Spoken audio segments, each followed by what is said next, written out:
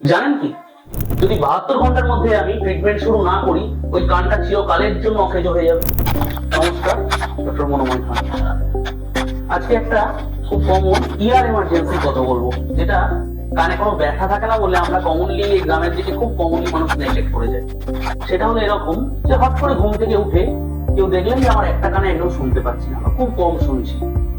এটা সাধারণত এবার লোক কি করে, গ্রামের দিকে কোনো ওষুধ দোকানে যায় বা কোনো কোয়াক ডাক্তারের কাছে যায়, তো সেক্ষেত্রে তারা বলবে তোমার সর্দির জন্য হয়েছে বলে দুটো গ্যাসের বড়ি, দুটো ব্যথার বড়ি, সর্দি গলার বড়ি, একটা অ্যান্টিবায়োটিক ধরিয়ে দিল। আলটিমেটলি এই পেশেন্ট 7 দিন, 10 দিন, 15 দিন, ইভিন মাস পরও আমাদের কাছে যখন আসে, তখন আমরা দেখি কানের পর্দা সম্পূর্ণ ভালো, অন্য কোথাও কোনো ডিফেক্ট নেই, সর্দি কাশির কোনো হিস্ট্রি নেই। তখন আমরা পিওর টোন অডিওমেট্রি করে দেখতে পাই, যেটা খুব কমন এই সমস্যা আমি অনেকগুলো পাই, যে তার একটা কানে হট করে স্ট্রোকের মতো হয়ে গেছে।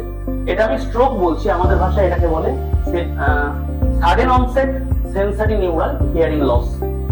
এতে কি হয়, 3টে ফ্রিকোয়েন্সিতে মোর দ্যান 30, আমাদের যে ক্রাইটেরিয়া থাকে আর কি, মোর দ্যান 30 যে ইয়েতে কমে যায়।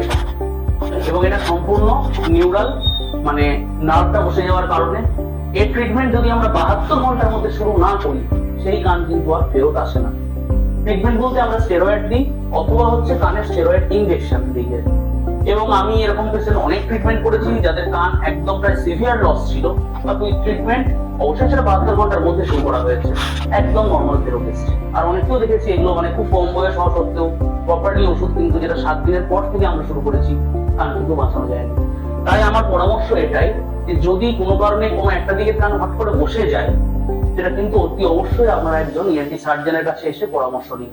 টাইম নষ্ট করবেন না, সারা জীবনের জন্য কিন্তু ওই কান বসে যাবে। নমস্কার, দেখা হবে পরের ভিডিওতে, ভালো থাকবেন।